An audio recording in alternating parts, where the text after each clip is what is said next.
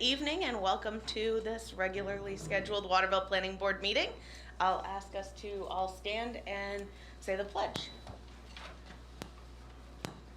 Pledge allegiance to the flag of the United States of America and to the republic for which it stands, one nation, under God, indivisible, with liberty and justice for all.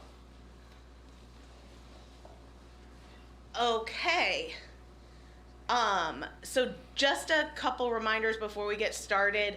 If you're going to attend the meeting via Zoom, it's important that you check with the chair and Anne ahead of time before the meeting and get that approved.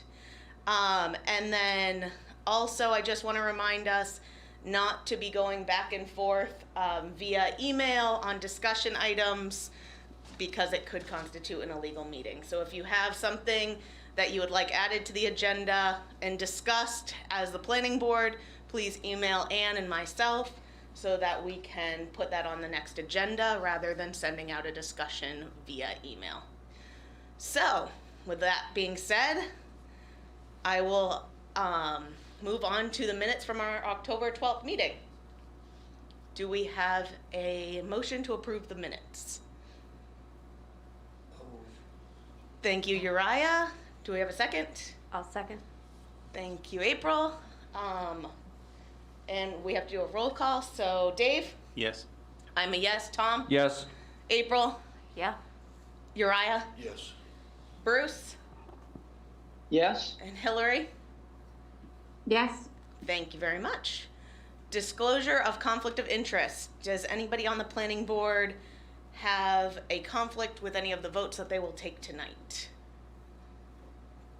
Okay, hearing none, we will move on to item number 3, which is the Waterville Public Schools is requesting an informal pre-application review of a 5,000 square foot classroom addition to the Mitchell School at 58 Drummond Avenue.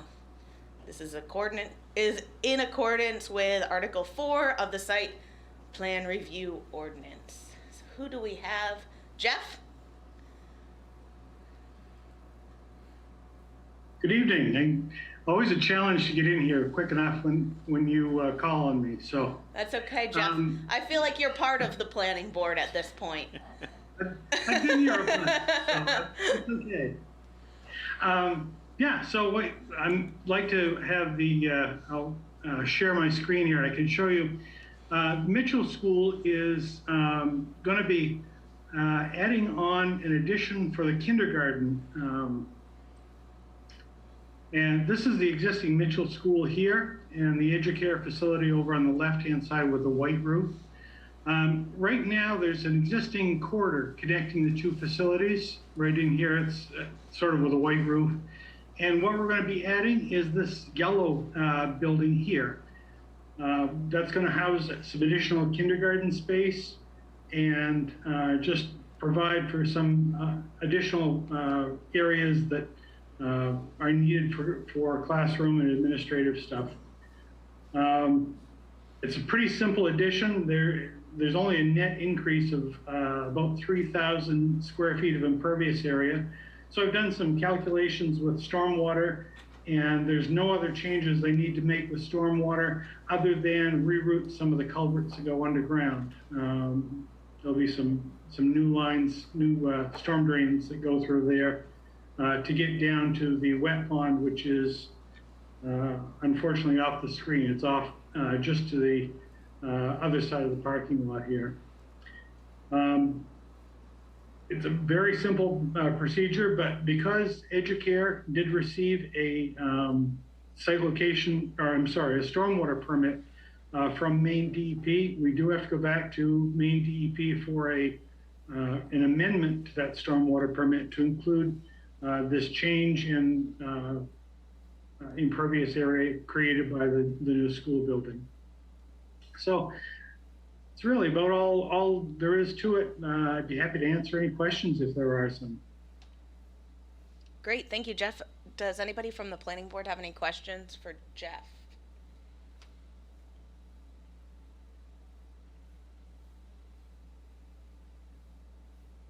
Okay, anybody from the public have any questions for Jeff?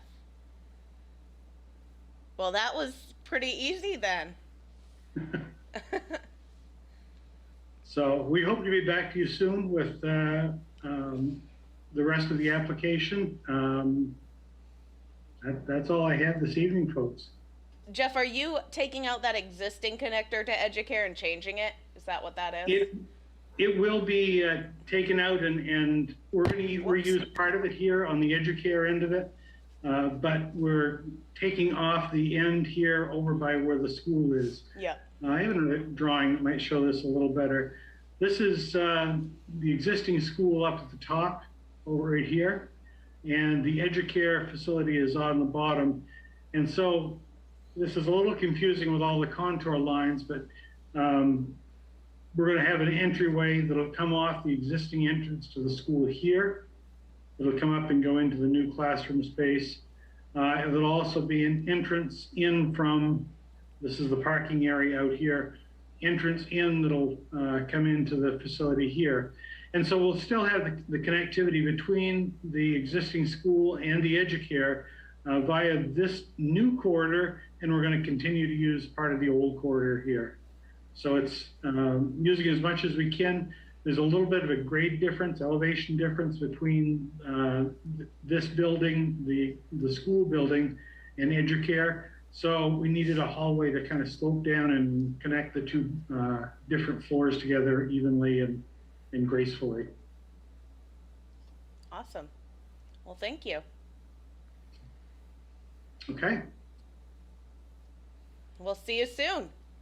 Okay. Thank you very much, folks. Have a great evening. You Thanks, too, Jeff. Okay. Well, moving right along.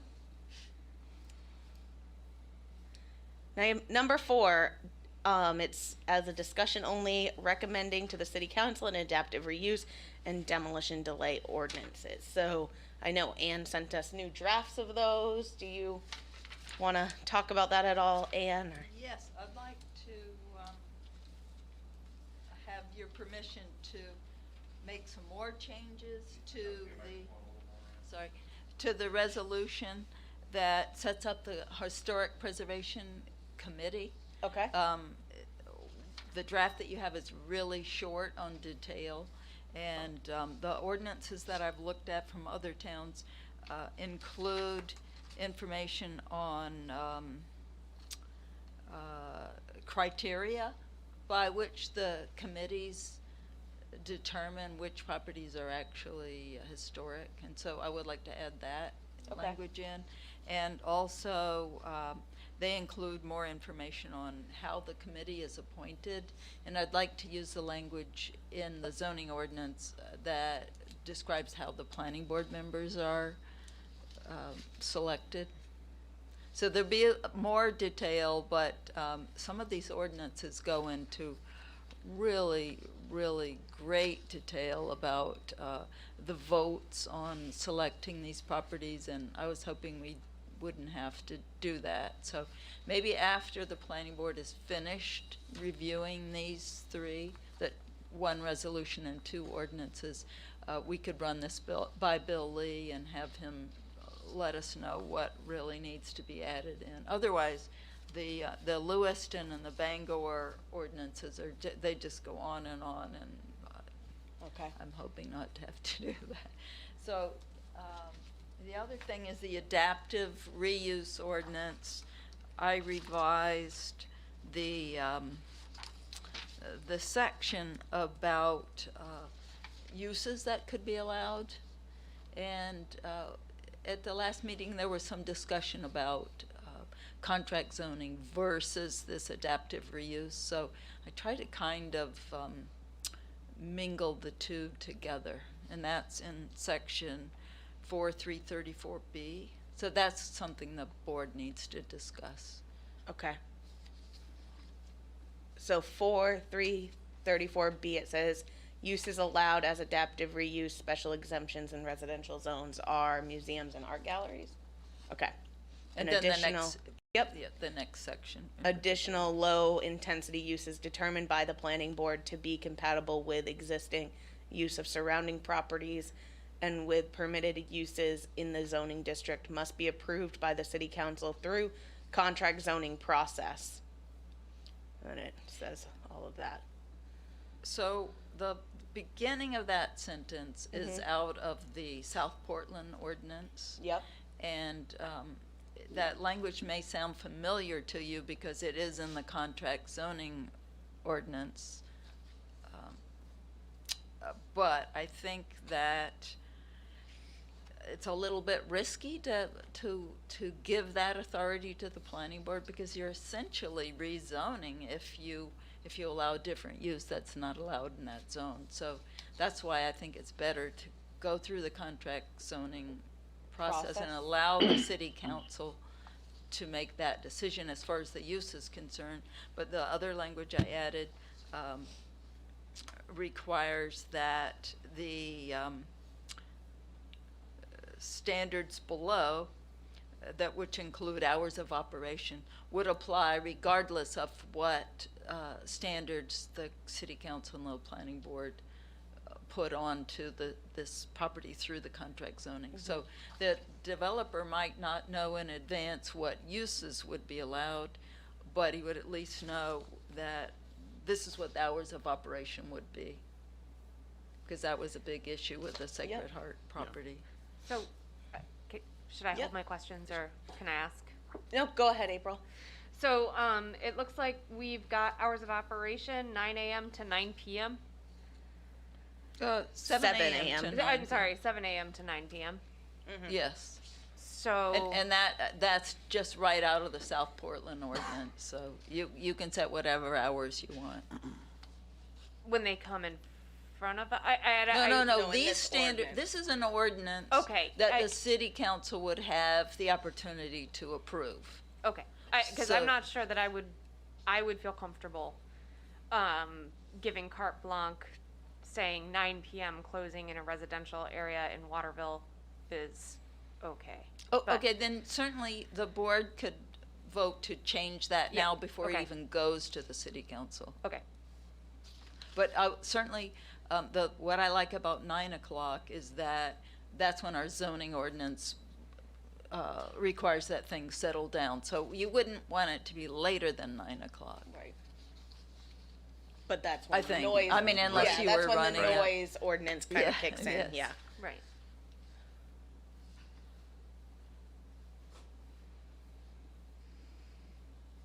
But you may want to, at this point, add some more We could- permitted uses. So remember that these adaptive reuses are only for properties in the residential zone. So you would have to decide, what do you think is appropriate in all residential zones, or if you don't think there is anything appropriate, then you don't have to add other uses, and you just go through the contract zoning process. It's a little bit hard to know what uses are right when you don't even know what property you're talking about. Right. So if we list a use, like, let's say someone says, I want to have an art gallery, but they also then are serving, say, alcohol and doing some other things under, it's an art gallery. Is that going to be we're still going to be able to regulate that and say that isn't consistent with the established and permitted uses within that zone, right? So like we can reject certain kind of museums but not others, or are we like, not museums, art galleries, or are we like required at that point, because it's been codified, to green light an art gallery? That's a good question. I don't know. It says art galleries. It doesn't say art galleries that don't serve alcohol. So I guess that but if that would be my worry. If you're concerned that the art gallery might serve alcohol, you can just take out that permitted use. So you have no permitted uses. You just go through the contract zoning, and the standards apply, which include sign controls over signs, screening, and hours of operation. So that would at least have more specificity than we have right now when you go for. And we could contract zoning. also add more standards if we wanted Yes, to. Right. Say, exactly. no alcohol allowed. Yes. That's yeah. a good point. That's a good way to do it.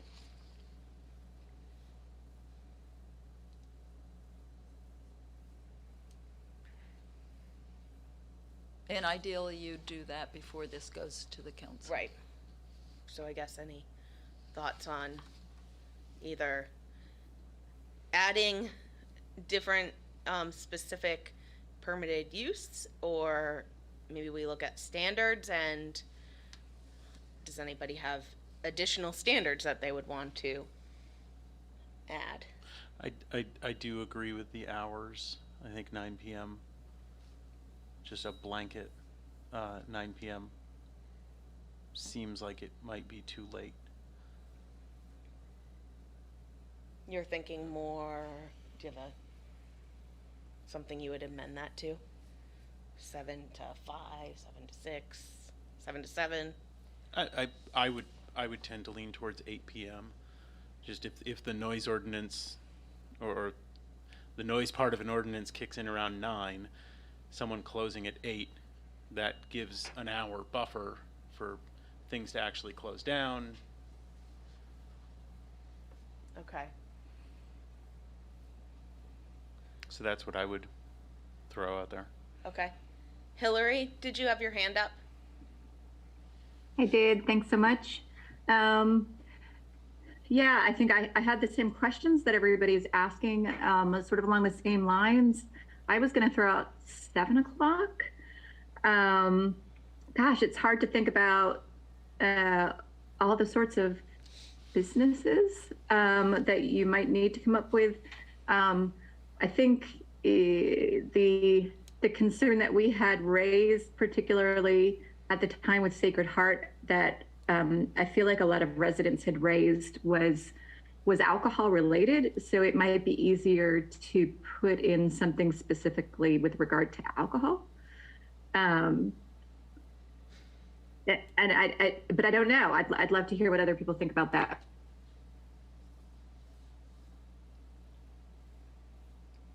Any comments on that?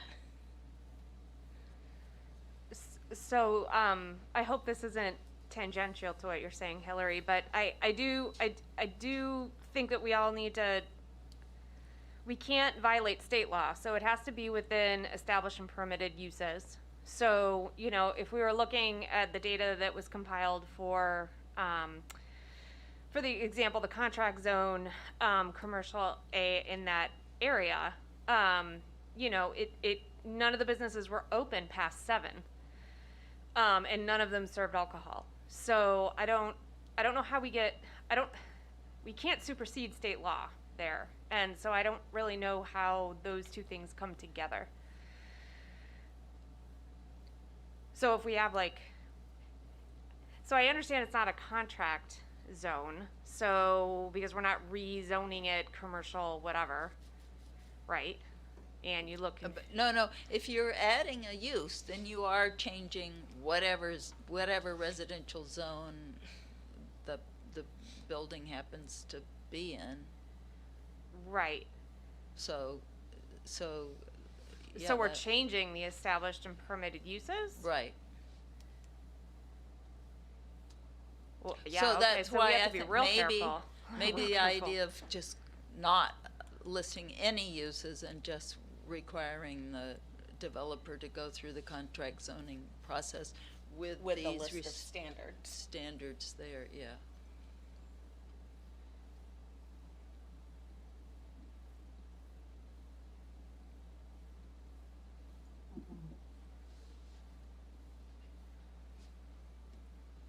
Hillary. I don't know if you want me to just, Yeah, go for I didn't know it. if you want me to just yell out. Yeah. Yeah, I think I'd be much more comfortable just doing that, requiring people to go through contract zoning.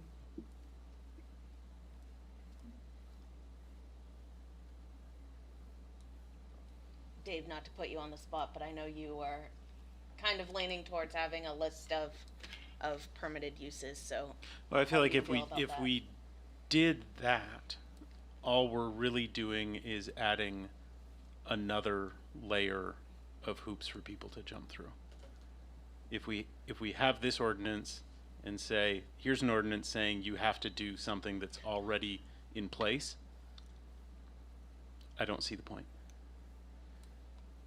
Oh, because we're adding these restrictions that the Right. developer would know about in Because we're- advance. Yeah, trying to protect the residential structure of a neighborhood. Yeah, And giving a list of restrictions for people. I feel like maybe we're too narrowly focused on one piece of property and not looking at Waterville as a whole. Yeah, I see And that too. long term, not what might happen in the next 6 months, but what could happen in the next 20 years. That's, Well, we're also focusing only on properties that would fall in the residential zone. Right. So a because- historical property on Main Street, this wouldn't. That's right, and I suspect that an awful lot of them are on Main Street Yeah. and in the commercial A zone. I'd like to add that it does need to be a goal, a long-term goal in Waterville to protect our residential zones, because I think that it is costly to kind of infill in the commercial areas right now.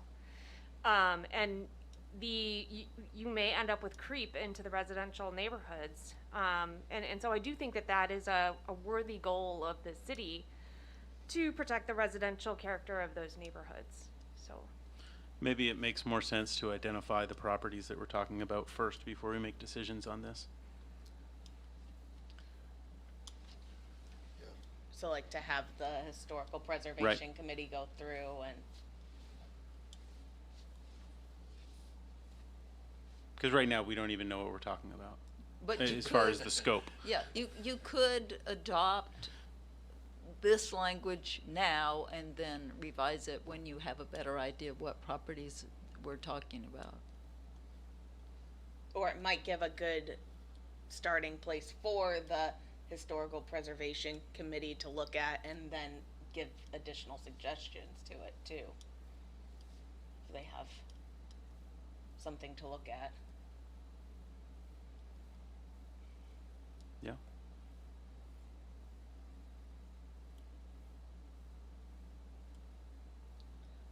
I'm not, are there any other comments, Ally, from, okay. Rian, did you have anything you wanted to? I do. Do I have to go to the microphone? Yeah, sorry. Oh, that's fine. No, it's gotta get your steps in. Oh man, if this is how I'm getting my steps in, I'm having a severely bad day. I just want to, I know this was discussed a little bit 2 weeks ago too. I wasn't here 2 weeks ago.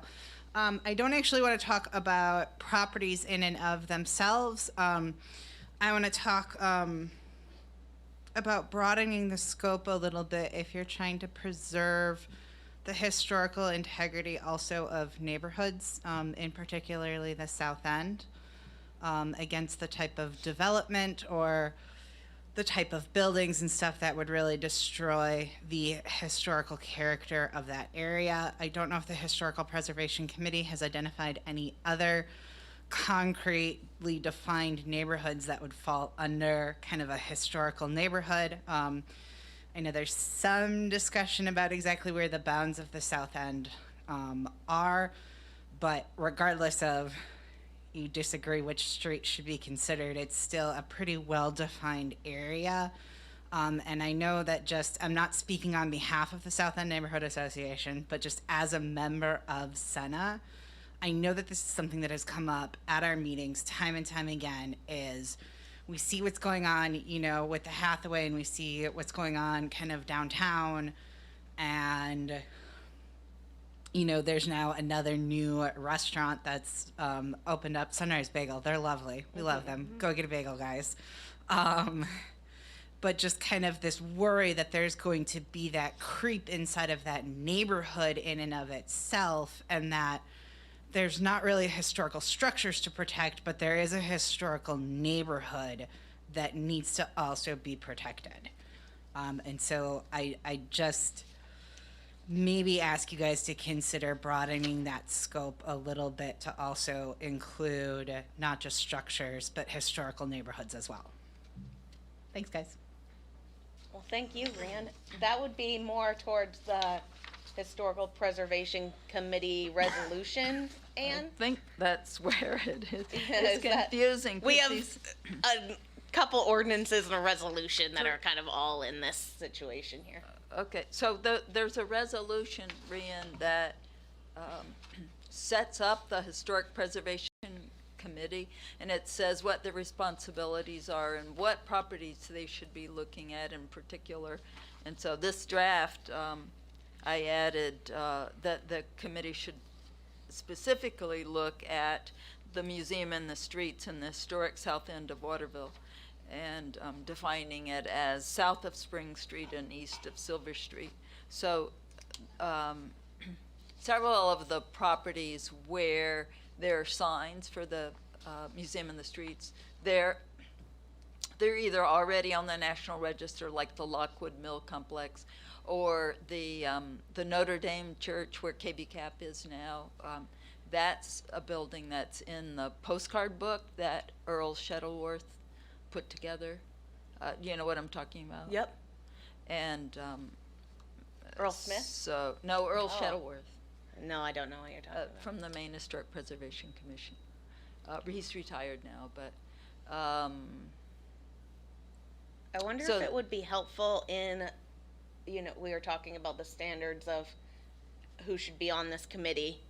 And we mentioned one planning board member, one counselor, but I'm wondering if a representative from some of these historic neighborhoods. oh, that's a good idea. Would yeah. be, I think the South End particularly being represented. How do I get on this committee?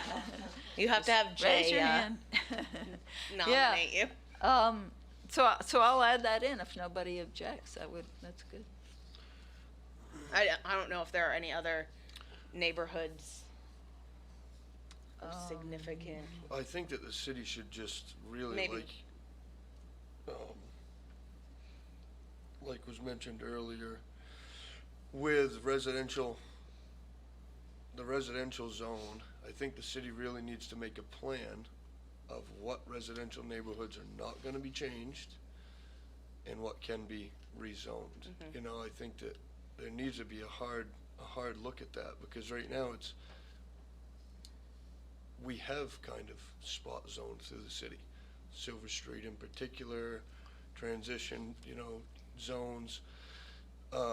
And the south end, if citizens or residents are concerned about it, I think that, or this new historic preservation thing should address it now. I always envisioned the south end changing, growing up in the south end.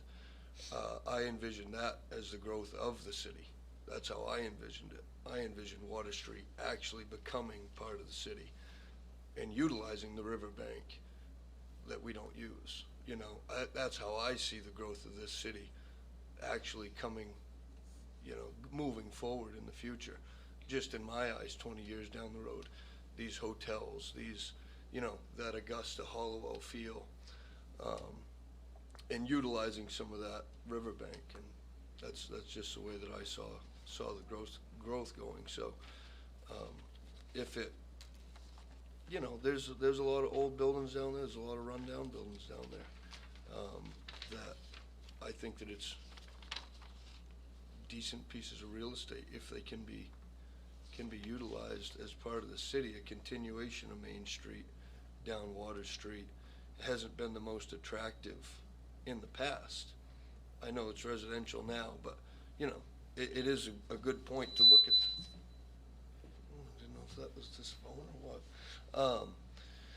A good point to look at things like that. I think that it needs to happen because the city is gonna need to spread its wings eventually, and it's gonna creep into the Pleasant Streets, down Water Street, back up around Grove Street is how I kind of envision that going, back over to KMD. The west side of Water Street already is zoned commercial all the way down to King Street. Oh, And wow. so there is some I think that Rian makes a really good point. There is some danger that someone could come in and just take out a bunch of buildings and build something that doesn't meet the character of I the haven't neighborhood looked at into all. that, yeah. Well, I think that's a great thing. I think that it would really bring some life down there, and it probably change the neighborhoods too. I personally, is a thought. If you had a little more traffic, a little more action down there, then, and you still have the houses in between Silver Street and Water Street, out of them little suburbs or whatever that, but I didn't know that, Ann, thanks. Hillary. So I guess that makes me rethink then maybe the need to have some standards written into this. Kind of thinking along those lines, because and I hear exactly what you're saying, Uriah, but then I also see the other side of it, which is there are people who live there, right? And I mean, there's this balance of wanting to breathe life into areas where maybe there isn't life, and wanting to be able to make sure that people can live in residential areas and still be able to reside. So I think part of, if I understand correctly, part of what this would do is to make sure that we could protect some of these areas if they're identified that way. I'm not sure. David, were you saying you were for putting standards in, or you were against putting a list of standards into this? Oh, I think we should definitely have a list of standards. I think Okay. I also So- think it's, you know, we could, as Ann suggested, we could start with kind of a foundation, get the ball rolling, and then come back and revisit it after the Historic Preservation Committee comes up with a list of properties to refine it. Mm-hmm. In April, did you have suggestions for how you would revise this? What last time we met, I was curious to know how this is superior to our contract zoning, which feels like it allows us the most amount of flexibility to evaluate any proposed project. So I haven't necessarily thought about the sorts of things that I would like to see. I do like the bit about electronic signs, screening, exterior alterations. I am a little worried about codifying hours of operation for a residential area, just because, right, that makes me uncomfortable. I would rather see what it is and see if it's consistent with established and permitted uses before giving the green light to a project. But that's where I'm at. Okay. And Uriah, can I ask, how did you feel about that too? I don't know. You guys bring up good points on either side of it, but I think that, can you clarify for me, Hillary, what exactly you're? Sure. I mean, the way this is written here is, and what I think what David and April were saying is, you know, maybe having something written in. Again, this is a residential area, so imagine your street where you live, basically having something that would prevent someone from buying the house next door and trying to set up a business with an electric sign right there. Oh, yeah. So we have, yeah. Yeah, to have the list of standards. Yeah. No, I think that there should be a list of standards. I think that there should be, you know, as far as changing the exterior appearance of it, like I mentioned at the last meeting. But Tom brought up a good point. They can knock it down, you know, if we restrict them too much. Huh? If we make it too difficult. If you make it too difficult, it's like, hey, well, I can't change the exterior appearance. I have to keep it looking residential. This just happened to me a couple years ago, right next door to my house.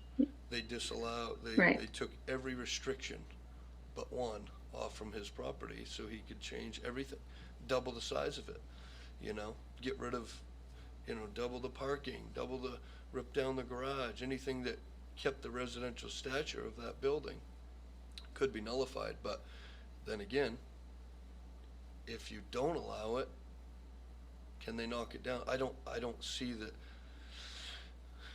Being in construction and knowing the cost to renovate as opposed to the cost to knock something down, I think that there's a drastic difference though as well.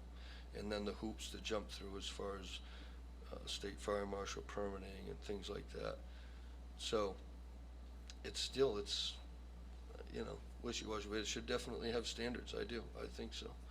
When it comes to some of these buildings but it is, they're not ours when you're not buying them and someone else is, and it's going to be a lot more. We got to put a lot more thought into it, I think, and look at them things.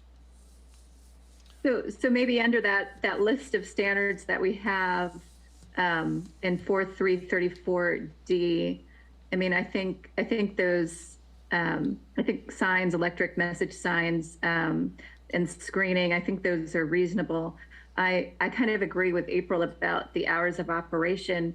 And I think there's something to be said about, there in fact could be businesses that want to open up in a residential neighborhood where the hours of operation might be different and the neighbors might be okay with it. And I don't know what might be different. I don't know if the hours of operation for a B&B are technically different, for example. So maybe eliminating those makes it easier. But maybe that would be my recommendation. And how, I read this a million times and I can't think of it off the top of my head. How does the B&B, bed and breakfast ordinance deal with hours of operation? Because they are allowed in. I don't know that there is any restriction I on mean, hours of operation. Wasn't Is there it possible to just say existing uses in the residential neighborhood? So if it's residential B and you're allowed to have a B to B, you can have a B to B in it, but like if you're trying to change the existing use, these would be the standards. Right. So Like you're if already you're- allowed the Right. permitted uses in some of these neighborhoods, like a daycare is allowed. So bed and none of breakfast this is would allowed. apply. None of this would apply to any use that's already permitted. Okay. It only applies if you're asking for use that is not permitted. Yeah. The demolition delay, or actually it would be a permit delay ordinance, would apply to everything that's determined to be historic, or Okay. anything that might be historic. The demolition or the permit would be delayed until such time as the Historic Preservation Committee reviewed the property, and then the city council would Yeah. have to add it to the inventory. So I guess, I think it's a really good idea to have hours of operation in there. Maybe 9 p.m. is too late in a residential neighborhood, and that's not what the existing use of the neighborhood is. But I do think that it's important. That way, if you're coming to us with some idea of what to do with the building, you at least know you have some parameter of what would work. You're looking at it and saying, okay, I'm not going to be able to use this for a bar. I'm not going to be able to have a restaurant in that. Like, it gives you some parameter. I personally like the hours of operation. I don't know. I guess I can be wrong, but. I mean, how do you feel moving it more in line with the established and permitted uses in the neighborhoods now? I think the latest thing that closed was Uncle Dean's, which was like 7 or 7:30. Yeah, so I'm fine with changing the hours of operation to less. But just listing some hours of operation. This is just I think it's just something that Anne had picked out of the South Portland, so it might not work for our thing, but we're thinking of our neighborhoods, what types of things are going on in our neighborhoods. Yeah, I would be comfortable saying 7 to 7 or 7 to 8. Like, I'm fine with that, but I do like having that standard in the ordinance myself. yeah, I know John's Market is open until 8. Yeah, They used to be that's open a commercial, a though. lot later, but it's still right in the middle of a residential neighborhood. Right, but it's a commercial It zone. might so. be zoned commercial there, but it's That smack whole, dab in the Anne middle just of- was telling us the whole side of the street is commercial. right? No, Oh, that's no, on Uncle Water Street. Dean's is. First Rangeway. Oh, John's Mark. I'm sorry. I Yeah. was Oh, did you? Talking First thinking. Rangeway. Yeah, sorry. Oh, I'm sorry. Wait. Yeah, I sorry. was just Did giving you an say example. John's Yeah. Market or John's Uncle Market, Dean's? yeah. Of John's. Oh, Yeah. okay. Yeah, that's in a residential Yeah, so zone that's and in a it's not residential zone. zoned commercial. And it closes when? They currently close at 8. They used to be open a lot later. Yeah. Yeah, right. So, does anyone want to change it to 8 or 7 or? I think it really depends on the use of the building. That's, Right. you know, it really does. I don't know. And which building we're talking about, which neighborhood we're Mhm. kind of getting into.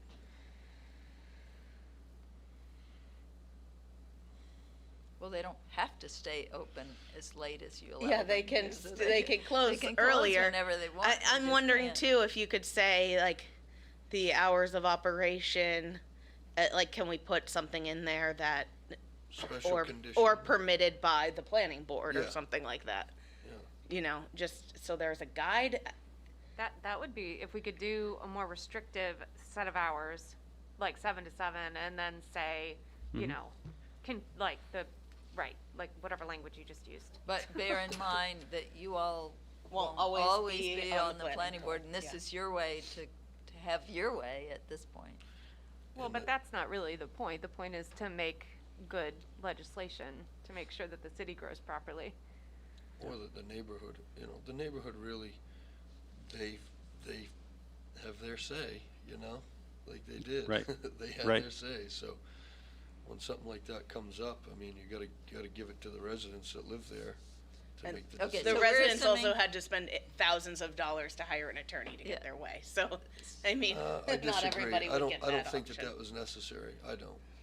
I personally don't. I think that their voice weighed a lot on us, but. Okay, so presumably the neighbors will speak and the planning board will listen and the planning board will set the hours based on what the neighborhood wants, so. I would hope so, but like, you know, again, Personally, I think it should say 7 to 7, but I feel like that's it I, is tough. I'm with you, the use Samantha, of on the that. neighborhoods, 7 to 7. And this is, again, for something that's outside of the already permitted uses. Right. This is some special accommodation that someone's asking for.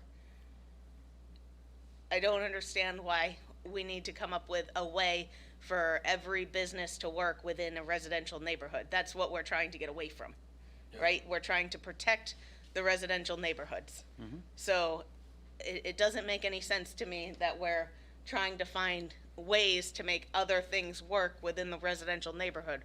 We already have a list of permitted uses inside each residential zone. We're making an accommodation here for specific buildings that presumably cannot be used for the same use that they already are, like a church or an old school. And we're saying, these are some standards that you must meet if you're going to reuse that building. To me, this makes perfect sense. So I guess that's where I stand.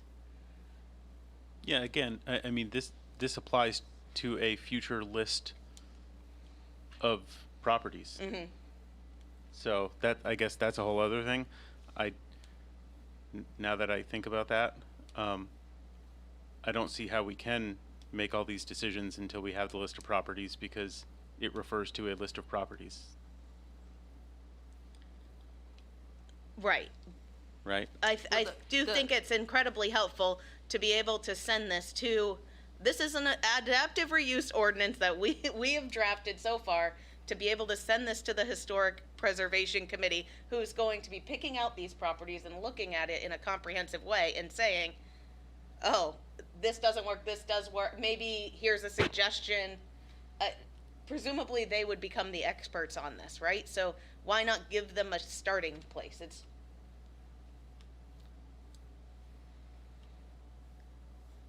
I guess maybe Could I'm we nuts. take a vote on changing to 7 PM? Sure.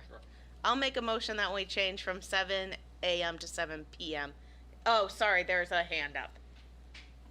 I'm sorry, I was just going to ask. So I'm thinking about like if a building wanted to be used let's say a historical preservation society and wants to hold meetings and lectures, would that prevent them from holding like a meeting that starts at 7:30 at night and goes to 8:30 at night? Yes. Yeah. Okay. Well, if it's not within the permitted uses of the neighborhood, yes. But there There we already go. is the Historical Society, which is in a commercial A zone, and so Also, chances are- presumably, those would be nonprofits, which are allowed in most of the zones already. Yeah, I'm just trying to think, like a meeting wouldn't go against like a use. So listen, I think Samantha, I think a lot of what you said makes an awful lot of sense. So I'm in agreement with you. I feel like if someone wants to come up with a reason to change this, then there's a process for it, and they can go through it.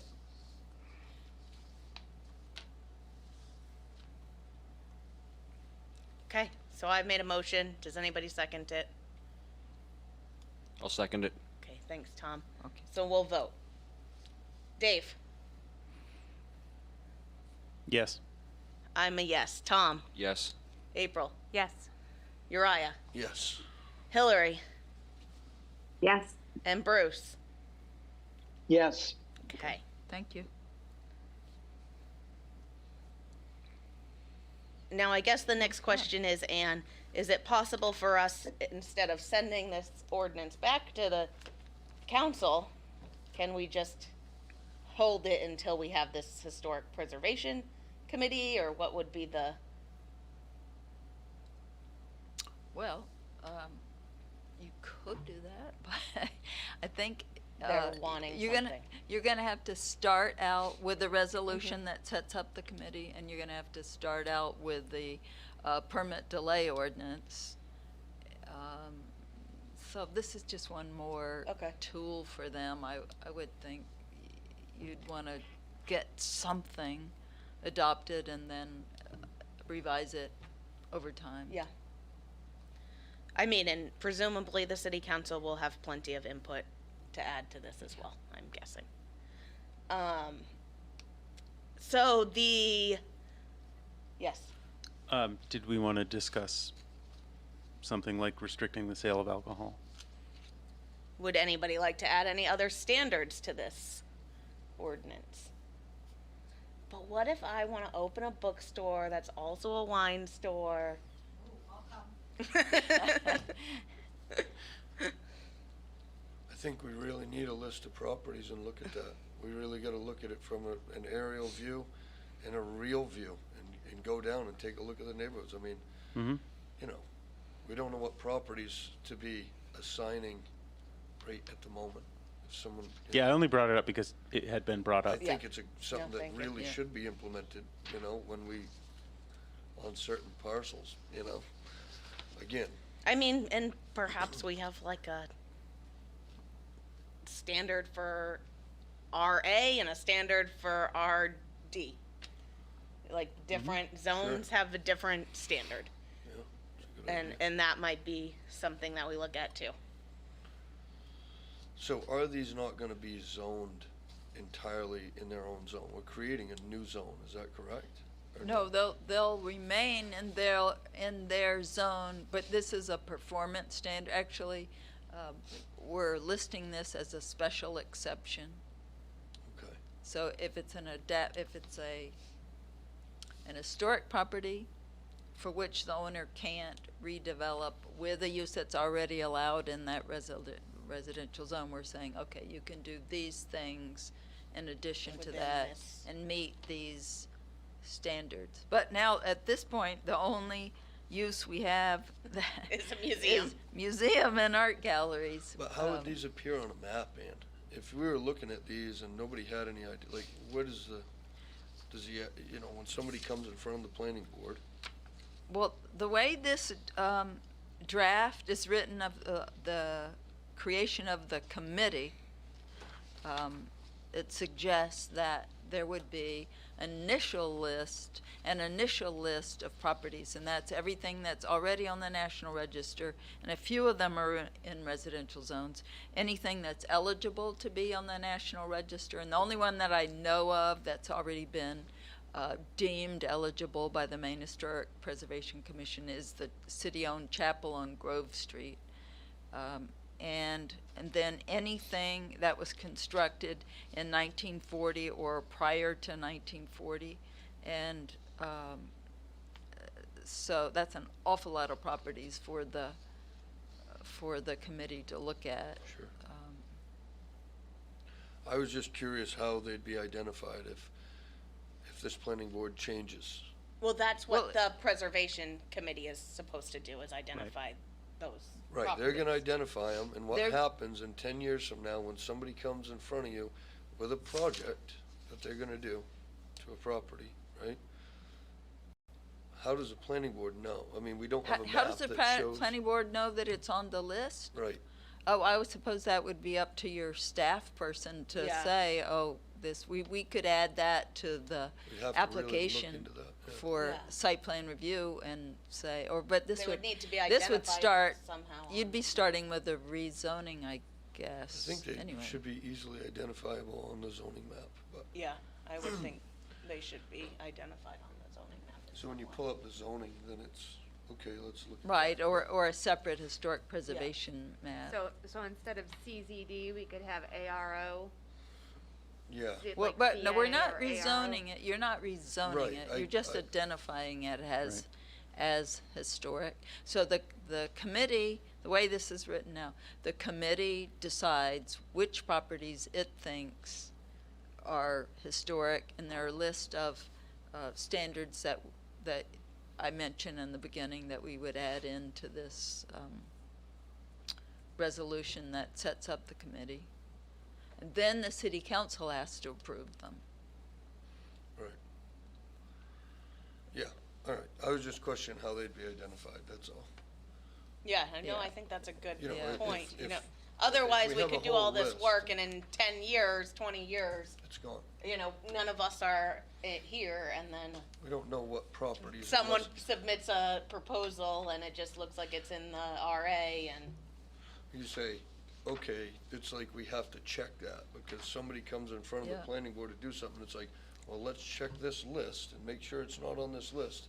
I thought it'd be a little easier identifiable if it was on the zoning map to say, like, can they have this is a Well, historic star. property. If somebody wants to do something in the city, typically they would go to the code enforcement officer, or they would call me and they'd say, Right. well, what can I do with this property? Right. And so that's good. theoretically, Dan or I would be aware that this building was historic and, Okay, Well, part of the permit delay is, I mean, code enforcement Checking the officer list. issues the permits to do stuff. So they would definitely so have. he should be looking at a list of permits, Yeah. of properties for which he shouldn't be granting a permit. perfect. That was the step I was looking for. Okay, Okay. So now, on to the permit delay okay. ordinance. Permit delay, here it is. Okay, so do you all have that? I sent the revised draft to you. I don't think I revised this one again. I'm not sure.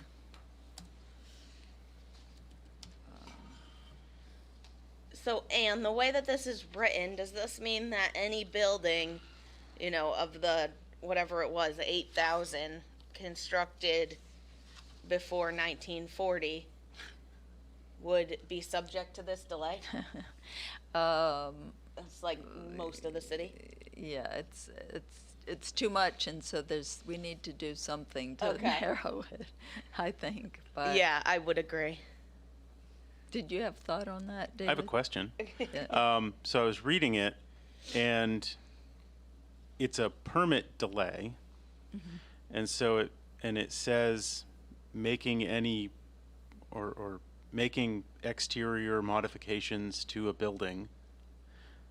So as somebody who has done that to a building that was built in 1923, I had all of the siding ripped off, had all of the windows replaced and the doors replaced. I did not need a permit for that. So my question is this changing the rules of permitting to require a permit for for somebody to put vinyl siding, to rip off, say, really old siding off of their house or replace really old windows, and now all of a sudden they have a 90-day delay in that and could have a contractor lined up. No, I think the way it's written right now, it would only be if the person who owned the building came to the code enforcement officer and asked for a permit. So I it asked if doesn't I really needed one, It doesn't really protect. and I was told I didn't buildings. need one, so then it wouldn't trigger that. That's right. So we're not changing what requires a permit. I just want to be clear on That's that. correct. Yeah. So some cities, I think, I'm sure in Portland, they identify historic buildings and they're very protective of them and don't allow things such as, I really don't know, but I'm assuming this.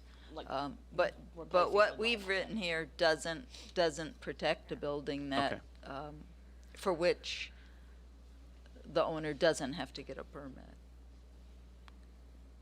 I moved from a city where it was Good. highly restrictive, and it would have delayed you, and you would have had to jump through a bunch of hoops to be able to replace your siding, for sure. Because I mean, I'll be honest, I hope that there's a lot more buildings having their siding and windows replaced in Waterville, and I wouldn't want to slow that down. No, So somebody's doing a really good job on Western Avenue. They're probably mean- not watching, but I see it every morning. Good job. And it's one thing for the buildings that we've identified as historic. Right, It's another thing for every building that's 1940 or newer. right. Which is But they would need a Most of permit them. to demo a building, and Yes. then it would trigger it. Yes, yep. Or to move it, or to. Add on. Yep. Yeah. Makes significant structural changes, I believe is what I was told. So I have maybe a personal question. Accessory structures, is that included in this ordinance? So you've got the main structure, which is the house.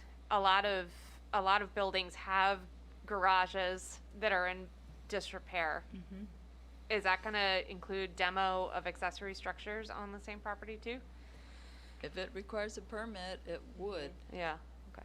But I think that this committee could act really quickly and say, no, we're fine with that. Yeah. And then Yeah. just let the 90 days don't have to run. It's just that's a maximum number of days. okay. So the Historic Preservation Committee could drive by your house and say, oh my goodness, we don't care about saving that garage. Let the code enforcement officer know right away. Do you think that there's any concern about some of these properties that, let's say they want to, all of a sudden you want to put new siding on, maybe a brick building, and it's a historic building, and you're just going to strap it and put vinyl on it, something like that. Might be something to think about too. Well, as April was saying, some cities do control that Yeah. kind of thing, but what we've written right Doesn't. here doesn't.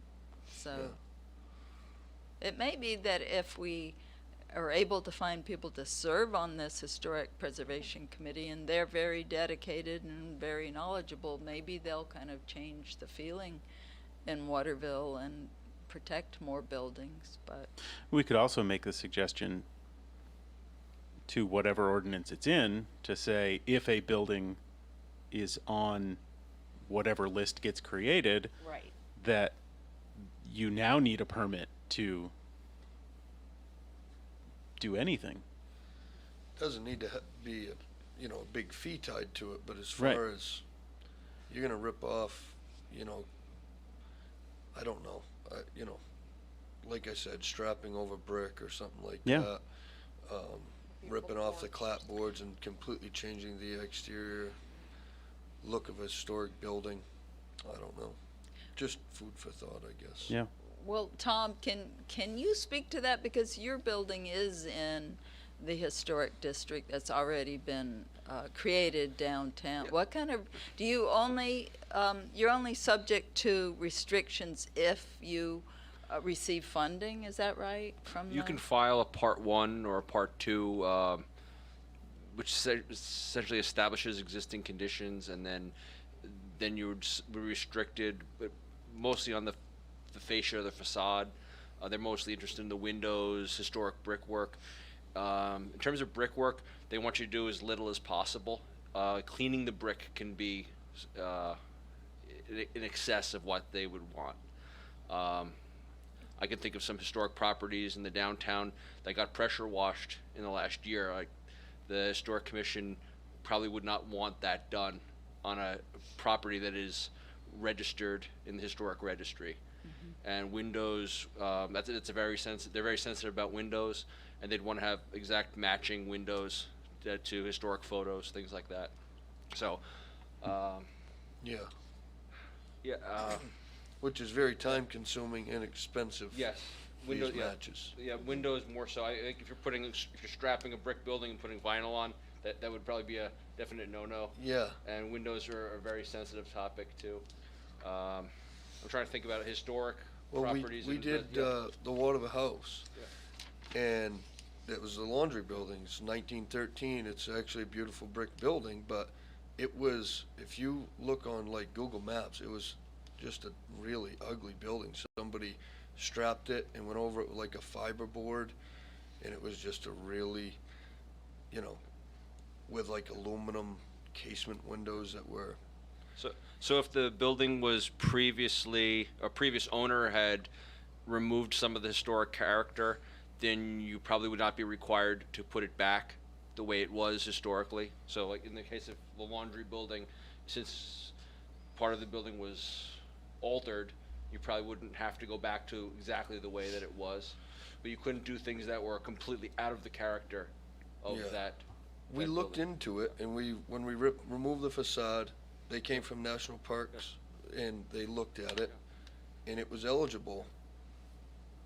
It was a lot of hoops to go through, and it would have drawn I mean, they get down to light fixtures, they get down to, that's a very detailed, nothing that the city would need to be concerned about if we had our own little historic preservation committee. Then we could kind of, the city could oversee that. Strapping over brick, I think, would be, and this is an important building. We can use the church. If someone wants to strap that building and put vinyl over it, I think that would be something that the city wouldn't allow.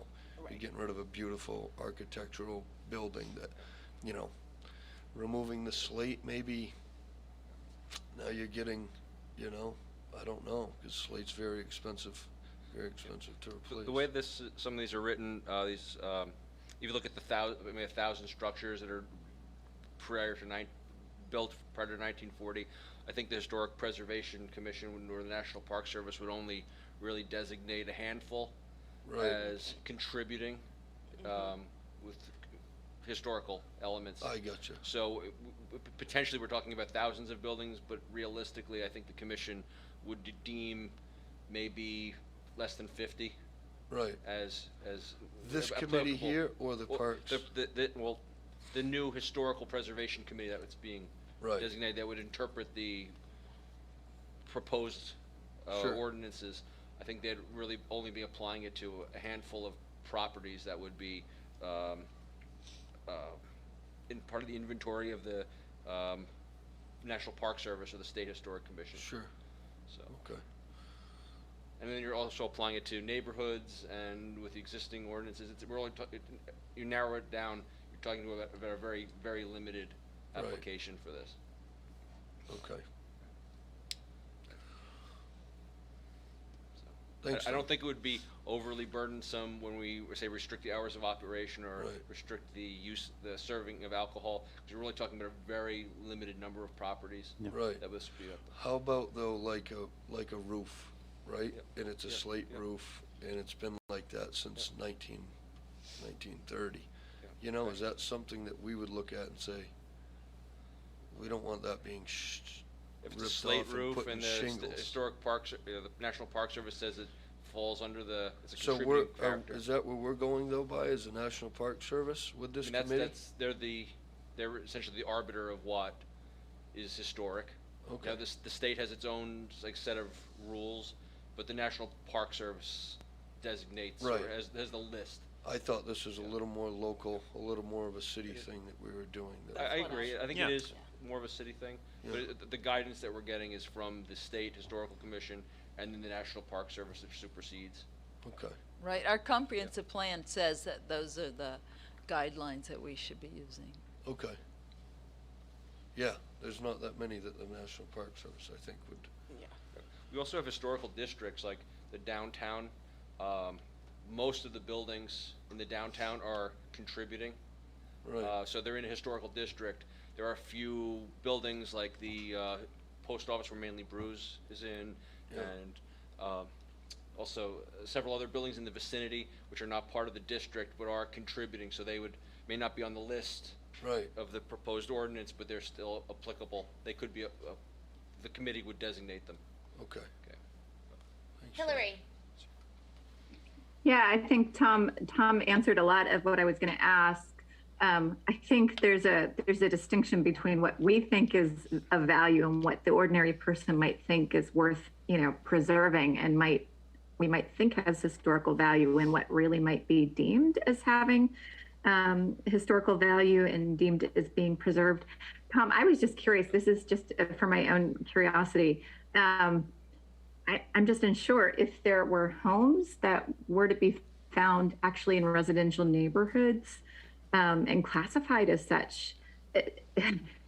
Are there such cases where there are grandfather clauses, or do people really have, like a historic preservation committee knock on their door and say, oh, by the way, we've just designated your house as such and you can no longer do this? Well, they could designate the house as such, but you'd still be able to alter it.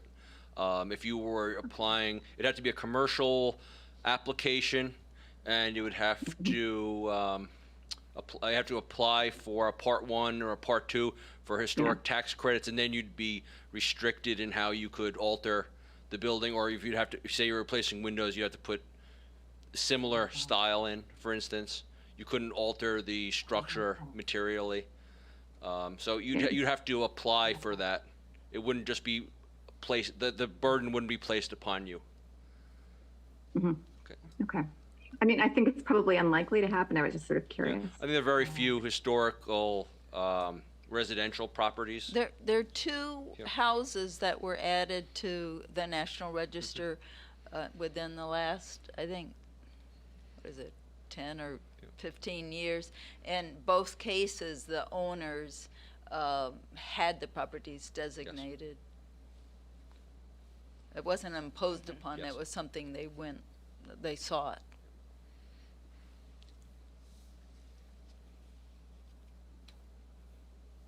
But our committee is not necessarily adding things to the National Register. They're No, just no, saying, no. They're just saying, for Waterville, this is significant. Pump the brakes if you want to demolish it, please. And maybe don't. But back to the demolition ordinance. So, Anne, all buildings before 1940 is a lot of buildings. Do we want it to be that broad, or is that something we should narrow down? Should it be? Well, I think, as Tom was saying, there are a lot of them, but they're not necessarily historically significant. Right. So should they can be gone through pretty quickly by this committee. The committee can actually rule on these things. There's Okay. language in here that says that. I'm sorry, this committee is not going to be like the charter commission that meets really quick to do, well, not really quick, because that was not really quick, but meets for a set amount of time, does their job, and then disperses. It's going to be an ongoing committee. Ongoing, Okay. yeah. Sounds good. That clarifies that for me. Okay. Any other questions about the demolition part of the ordinance? Yeah. Thank you for coming. We set up so many chairs for you. You can try out as many as you want. I can play musical chairs. It's great. So for context, I live in a house that was built in 1900 or 1901. Can't remember exactly which one. And the day that I moved in, I fell through the porch. Yeah, it was maybe should have seen it as a sign. And so if this house were to be put kind of on this list, I fell through the porch. It took a lot of, obviously there was an emergency demolition that had to take place. We had to, take this porch down and everything like that. And so my worry is that there's going to be these kind of like habitability emergencies that are going to require demolition that you've now set up that the property owner can't actually do to make their place habitable because they need to wait to go to a meeting to get a permit for it. And so just based on my personal experience, I just kind of would like that taken into consideration, or maybe it is in there. I haven't actually read it. I've just been listening. So. It's going to take me a minute to find it. The code enforcement officer shall immediately forward the permit. No, that's not the part. It's confusing because there's a resolution and 2 ordinances. So one of them says. It says that if buildings it's a- determined by the code enforcement officer to be dangerous to public safety or public health, or structures previously determined by the Waterville Preservation Committee or City Council not to be historic, so it does not apply to them. These provisions do not, that's however, apply to. That's in the permit delay. Yeah. So that would, regulation, yours so- wouldn't. So that would have, Yeah, that would because have the covered code it. enforcement officer could come and say, no, this is, yeah. So they Right, wouldn't right. have to go. You obviously need to be able to get into the building to have it. Yeah. Right, so, so this says, these provisions do not, however, apply to buildings determined by the code enforcement officer to be dangerous. So the permit delay doesn't apply to that. Structures previously determined by the Waterville Historic Preservation Committee or City Council to not be of historic or cultural significance. And if the permit delay provisions apply, the CEO shall delay the issuance, blah, blah, blah, Yeah. for 90 days. Okay, so yeah, if there is a habitability emergency in one of these buildings, they will not be stuck out of a house because they're waiting to get Right. Yep. a permit. Right. I think Okay. Ally has posted all of these on they're attached, linked to the agenda, and the Page agenda's 23, if you're looking. Okay, I'll go back and look. Thanks, guys. Yeah. So if you go to the agenda online, then you can click on each of these. Okay. Well, any other questions or comments from the Peanut Gallery Alley? Okay. Anybody here? All right. Well, I will motion to adjourn. Okay, so what I'll do is make sorry, the Ann. changes we've discussed tonight, Yep. and then we'll have another meeting to Vote. go through this again. Or if you all read some other ordinances and see some ideas that are appealing to you, we can add them at the next meeting. Okay. At this point, we don't have another meeting scheduled. Oh, okay. So maybe, if you don't mind, we could wait and take this up again when we have an applicant for site plan review. Okay. Oh, maybe we need to do this for a date certain so we don't have to notify.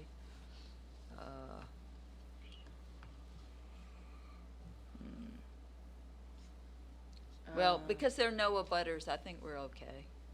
Well, was just a discussion. You're right, whatever, it's a yeah. discussion. You're right, thank you. It's Time. late for me. It's okay. I was processing. The wheels are turning very slow. So I motion to adjourn. Is there a second? Second. Thank you. All in Yay. favor? Awesome.